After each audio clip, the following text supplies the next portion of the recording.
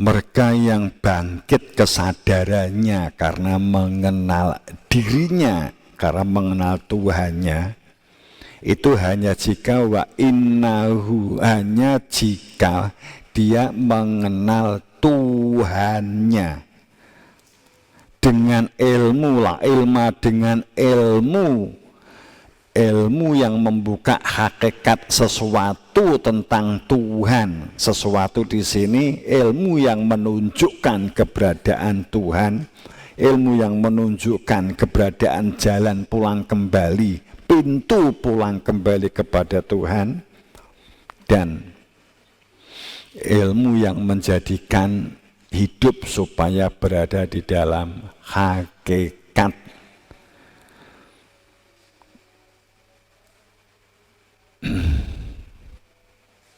Dan supaya menjadi manusia yang tidak ragu-ragu, dan janganlah ragu, maka mutlak harus mencari yang dapat dijadikan panutan untuk diikuti. Wattabi'uni hadza siratal mustaqima, supaya berada di dalam nikmatnya Allah.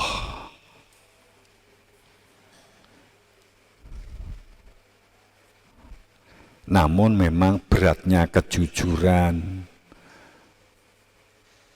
beratnya berlaku adil terhadap diri sendiri, beratnya untuk selalu berlaku benar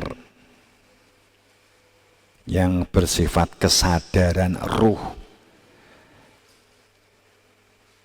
Manusia itu cenderung merasa senang dengan pengetahuan yang ada pada mereka. Falamma ja'atuhum rusuluhum bil bayyinat farihu bima indahum minal ilm.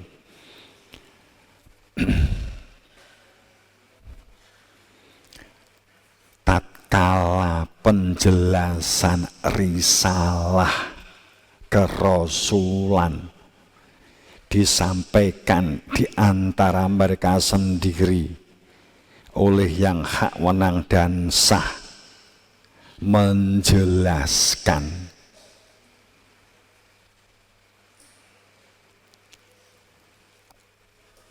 dengan keterangan yang hujahnya adalah jelas ditunjukkan keberadaan Tuhan, supaya Tuhan dapat dikenali, supaya hidup berada di dalam hakikat, supaya dalam kepastian tujuan. Tapi kebanyakan manusia bangga dengan pengetahuan, opini, wawasan, dan wacana yang diperoleh dari bacaan dan dari katanya, sudah merasa cukup dan merasa kenal dengan Tuhan, sudah merasa kenal dengan akhirat, dan sudah berhak untuk memberitakan kepada orang lain. Akhirnya mereka dikepung oleh azab, dan mereka memperolok-olok kebenaran, dan mereka yang berada di dalam kebenaran.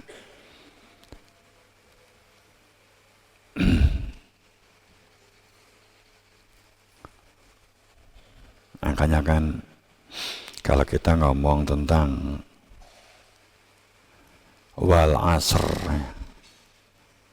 demi waktu asar, wal asr, demi masa, demi waktu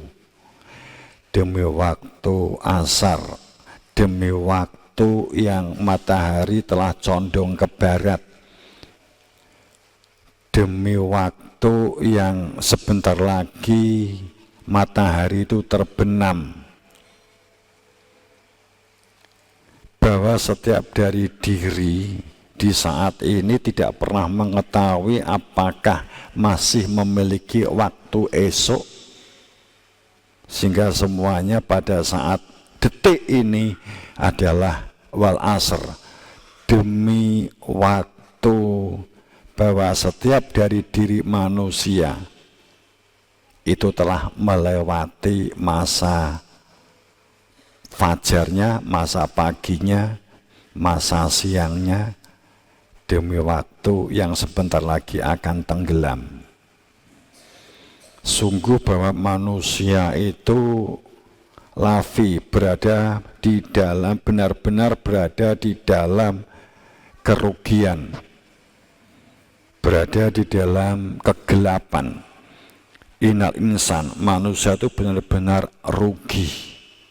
Waktu sejak pagi sampai siang, sampai sore menjelang maghrib itu rugi. Waktu sejak lahir, kemudian anak-anak, remaja, tua, kemudian menunggu waktu, sungguh manusia itu rugi. Sungguh bahwa manusia wal asr, demi waktu, lahir di dunia hanya mangan, ngising, ngentut, tidur, itu nunggu mati. Itu adalah manusia yang rugi. Innal insan lafi khusr, mereka inilah manusia yang dalam gelap, manusia yang rugi. Jadi pada dasarnya manusia itu rugi. Kapan tidak rugi? Illal ladzina amanu, kecuali mereka yang iman. Amanu, iman itu sering saya haturkan, iman itu adalah masalah makrifat, mengenal, al-awaluddin, makrifat, dan pembuktian. Makrifat dan pembuktian. Nek wis kenal garam, buktekne nggo masak. Tinggi masak opo wae ternyata menjadikan tambah gurih. Pembuktian. Setelah mengenal kehadiran Tuhan ada di dalam dada, maka dibuktikan dengan memberdayakan diri karena sadar bahwa bisa bergerak, bisa melihat, bisa berbicara, bisa komunikasi. Itu karena nafakhtu fihi min ruhi, karena ada tiupan ruh Tuhan. Maka iman itu adalah al-awaluddin, makrifat. Makrifat, mengenal Tuhan, dan pembuktian. Komunikasi yang baik, perilaku yang soleh, bangun maslahah, pinter ngalah, jadi wong sing punya akhlak, punya adab, jadi orang yang lunak hatinya. Hati-hati dengan perilaku yang keras atos, hati-hati dengan diri yang tidak bisa mengendalikan diri. Jadi illal ladzina amanu, iman itu yu'minuna bil ghaib. Dilanjut yang tahap awal tadi, illal ladzina amanu, amannya seperti apa? Kalau supaya tidak di dalam keraguan, amanunya adalah larbawi hudan lil muttaqin alladzina yu'minuna bil ghaib, iman kepada al ghaib. Ghaib itu tidak tampak, sesuatu yang jumlahnya satu. Al itu mutlak dapat dikenali keberadaannya jika ditanyakan kepada ahlinya. Mana gaibnya Tuhan itu? Al ghaib, satu, tidak tampak tentang Tuhan. Kalau tidak tampak tapi bukan Tuhan, itu huyub, ghaibun, demit, jin, setan, prewangan. Itu adalah sesuatu yang tidak kelihatan mata, banyak tapi bukan Tuhan, hantu. Tapi kalau ghaib itu satu, al-ghaib satu tentang Tuhan, al isim ma'rifat ta'rif, maka pasti dapat dikenali keberadaannya. Jadi yang pertama, yu'minuna bil ghaib,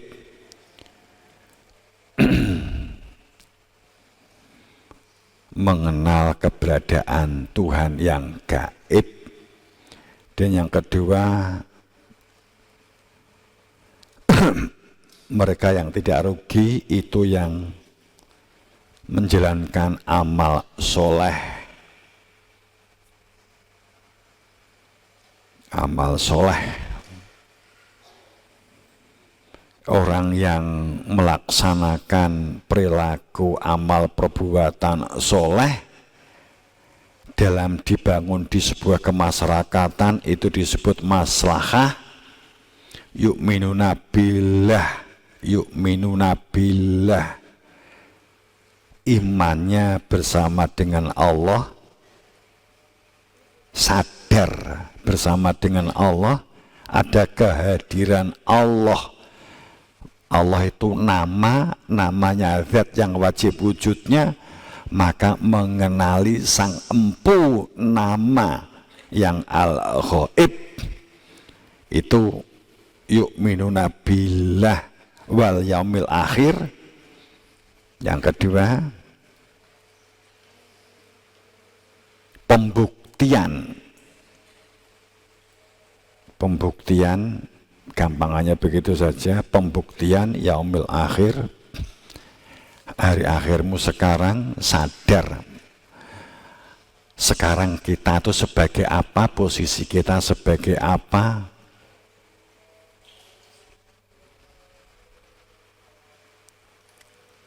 Percaya kepada hari akhir, terhadap fakta diri kita, cara berpikirmu, cara berbicaramu, cara belajarmu, cara berkaryamu, metode berkaryamu, sistem belajarnya dan seterusnya sesuai dengan umur, sesuai dengan fungsinya, tugasnya masing-masing. Itu hari akhirmu saat ini. Jadi enggak halusinasi, enggak delusi, enggak berkhayal, punya rancangan, cita-cita boleh, tapi pijakannya adalah fakta saat ini. Kita mulai berlatih terhadap diri kita untuk menjadi, bagaimana bisa menjadi manusia yang baik, yang sungguh-sungguh, yang bangun komunikasi, budidaya, pemberdayaan, untuk bagaimana supaya saya nanti memiliki perilaku mandiri, bertanggung jawab, menjadi manusia komitmen, apa yang harus saya lakukan, apa yang harus saya latih. Itu orang yang prakteknya iman kepada hari akhir.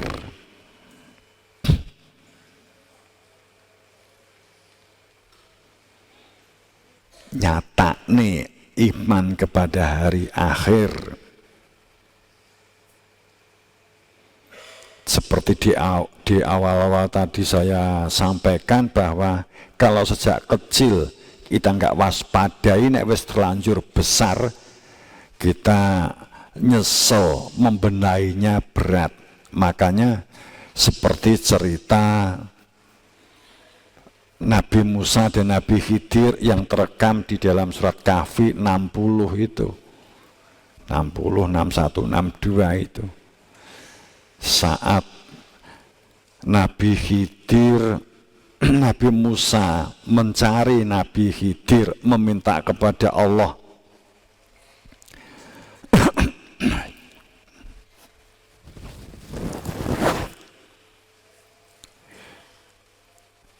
bla bla bla bla begitu ya biar gak panjang. Kemudian setelah ketemu Nabi Musa ngendikan, apa kowe ikut aku bisa kuat, bisa sabar. Ternyata sabar butuh latihan, butuh dilatih untuk diwaspadai yang berangkatnya dari pengendalian diri.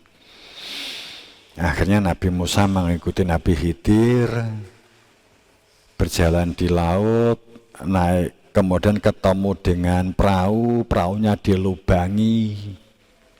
Nabi Musa langsung protes, "Loh kok perahunya dilubangi? Wong kita itu diseberangkan oleh tukang perahu melalui perahu ini, tapi setelah kita minggir kok dilubangi." Sehingga padahal perjanjian di awalnya tidak boleh bertanya sampai ada penjelasan. Kemudian yang kedua, saat Nabi Khidir tiba-tiba membunuh anak kecil, Nabi Musa protes kembali. Loh, kok itu belum punya dosa, masih anak kok dibunuh? Kemudian protes kedua, kemudian masuk di sebuah kampung.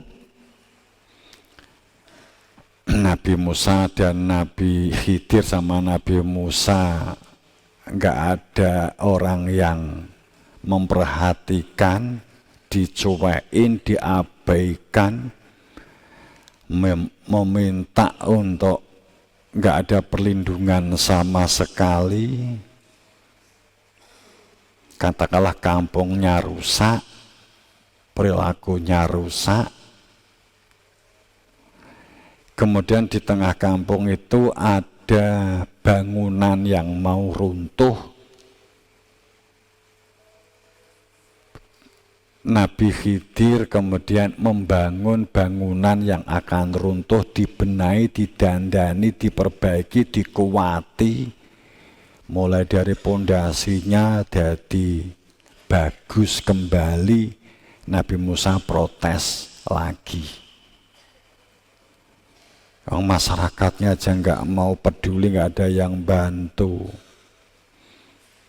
Dengan yang punya rumah yang mau reyot, padahal yang menghuni itu adalah yatim piatu. Orang yang kesulitan makan juga nggak mau membantu dan seterusnya. Tapi kok malah dibangun? Apa hikmah di balik itu?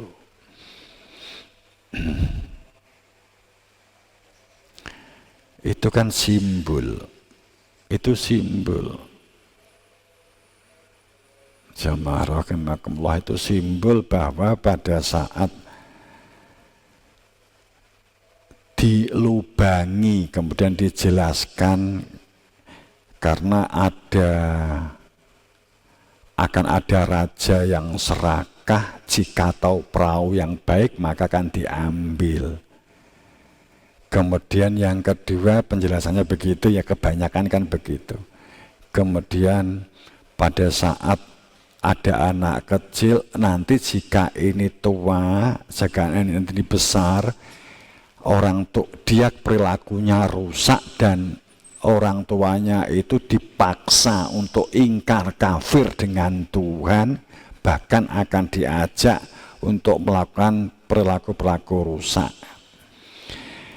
Yang kita ambil hikmahnya itu adalah begini, sesungguhnya gitu ya, saat kita tuh masih memiliki masalah itu masih kecil, masalah itu pumpungnya masih di awal, kita sudah mulai merencanakan sistemnya, merencanakan polanya. kita perspektifkan sedemikian rupa, dirancang sedemikian rupa. Jadi kamu mempersiapkan diri kamu. Kowe pengen upomo, pengen jadi lurah, apa pengen jadi presiden, upamanya begitu. Ya sumbut. Sekarang juga ditakoki bocah cilik cita-cita apa pengen apa jadi dokter. Yang pokok jadi dokter mergo ingin naik helikopter.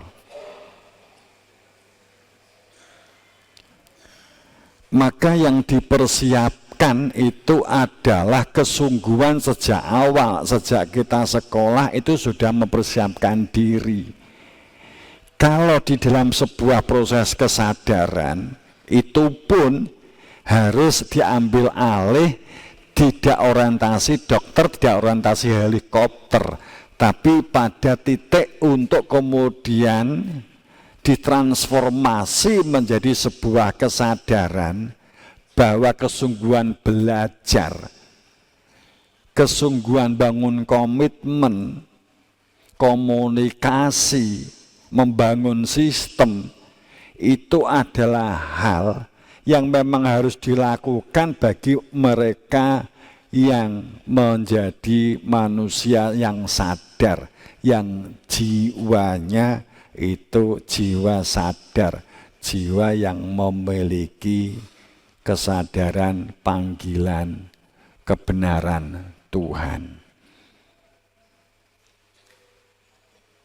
Bergeraknya karena ada kehadiran Tuhan, maka akan memberdayakan diri untuk menstimulus, untuk merangsang. Oke, apalagi seumur kamu sekolah, ingin punya jadi dokter, ingin jadi insinyur, ingin jadi tukang ini itu.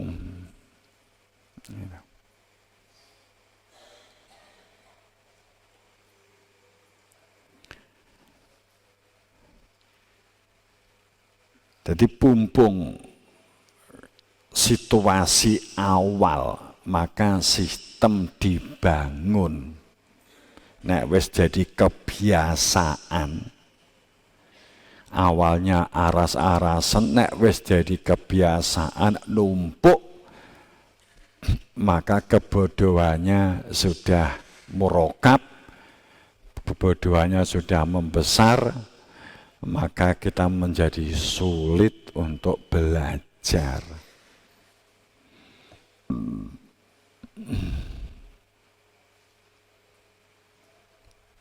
Korupsi siji 1 2 tapi ndak wis akeh,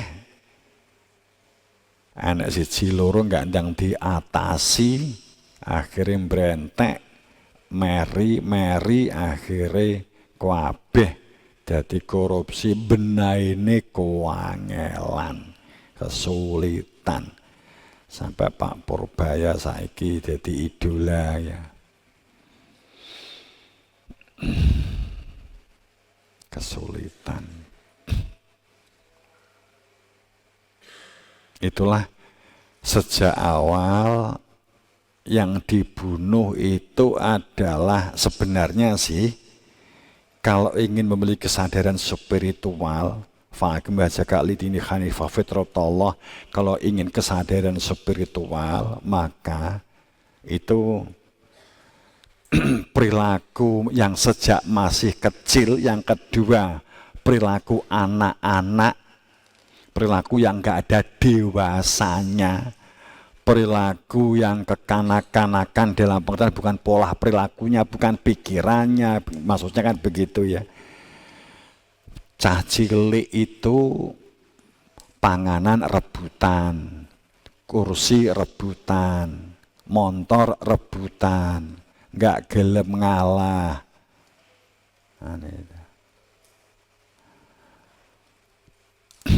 Pada saat perilakunya tidak dewasa, pikirannya tidak dewasa, dikendalikan. Ciri anak-anak itu adalah perilakunya oleh ego, oleh aku. ceritanya berpusat pada keakuannya, kebanggaannya pada keakuannya, cirinya tidak bisa menjadi pendengar yang baik, maunya hanya ingin didengar oleh orang lain, maunya tidak mau memperhatikan orang lain, tidak mau peduli dengan orang lain, maunya selalu dipeduli untuk dirinya dipedulikan orang lain, minta diperhatikan orang lain. Keinginannya adalah untuk dirinya diakui oleh orang lain. Keinginannya adalah sorak-sorai, disorak-sorai oleh orang lain, ditepuk tangan oleh orang lain. Itu perilaku-perilaku yang tidak dewasa. Ini ditanggalkan. Itu makanya pada saat masih kecil, kemudian bunuhlah perilaku-perilaku itu dalam dirimu. Seperti halnya kalau Nabi Ibrahim membunuh putrane, diganti wedus, perilaku hewan untuk dibuang, ditanggalkan. Walau cerita pertamanya itu kan perahu yang dilubangi. Hidup itu mengarungi samudra. Hidup itu menyeberang dari satu tepian ke tepian yang lain. Hidup itu dari seberang kelahiran, kemudian ke seberang kematian.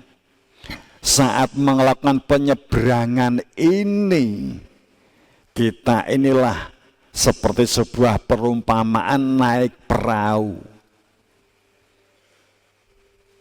Naik perahu. Jangan berada dalam perilaku serakah, tamak, angah-angah, iri dan dengki yang menjadi acuan hidup. Harus berani dilukai, harus berani merasakan kelukaan diri.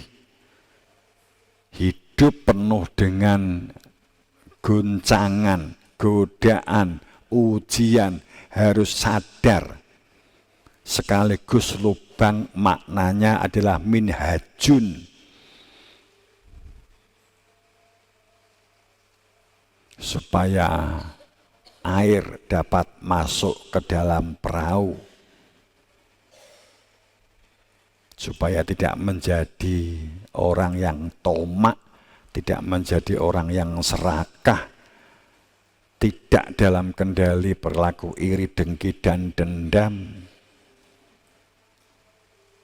Perahu itu rogo ini, jasad ini, inilah perahumu, inilah perahu kita.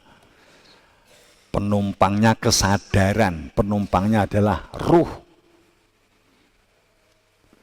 Bahwa perahu ini membawa penumpang dari tepian kelahiran sampai ke tepian kematian.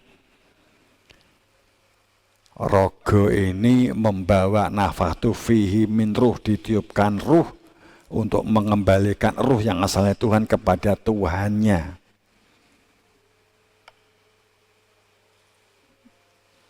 Maka harus dielmoni, dimasuki air. Tidak dalam liputan cakupan keserakahan. Kemudian yang ketiga, pada saat nggak ada yang peduli, akan tetapi tetap membangun, tetap membantu, tetap menolong. Sebuah pembelajaran hikmah untuk menjadi manusia ikhlas. Akhlas nahum bi kholisatin dzikrodar.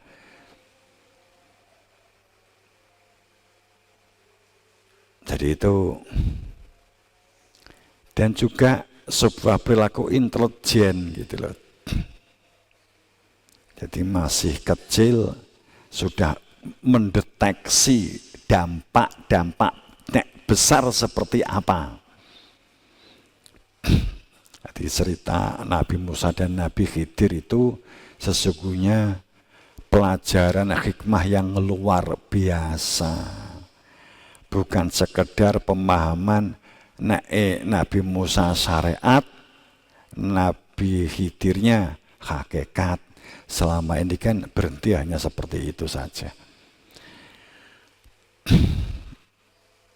Itu adalah sebuah pembelajaran karakter, pembentukan kepribadian yang luar biasa. Manusia hidup berani menghadapi tantangan, berani menghadapi sakit, berani menghadapi kelukaan, bahkan berani menghadapi oloan, bulian umpamanya begitu, tapi jangan menjadi orang yang membuli.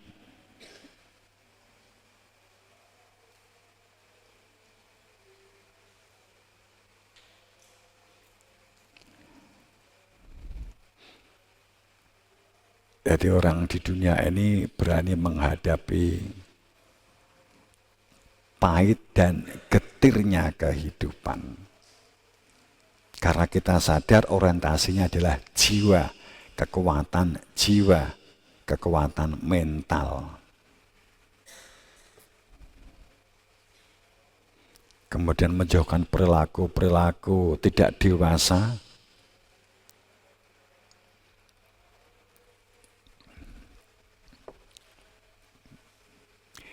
Kemudian ikhlas, tidak mencari keramaian, tidak mencari pengakuan, tidak mencari validasi. Nah, itu runtutan dari naik perahu, membunuh anak kecil, kemudian membangun rumah di tengah keadaan orang yang tidak ada kepedulian. Jika itu kamu lakukan, maka percaya bahwa di dalam gedung yang dibangun itu ada kelimpahan.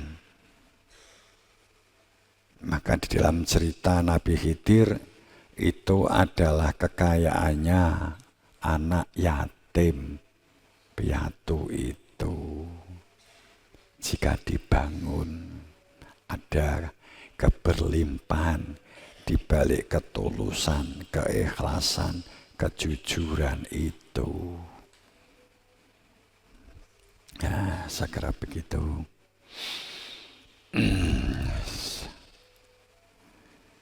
Semoga dalam ridha Allah, dalam maghfir, dalam ampunan, ya, mendapatkan berberan berkasa pangestu guru wasita. Assalamualaikum warahmatullahi wabarakatuh.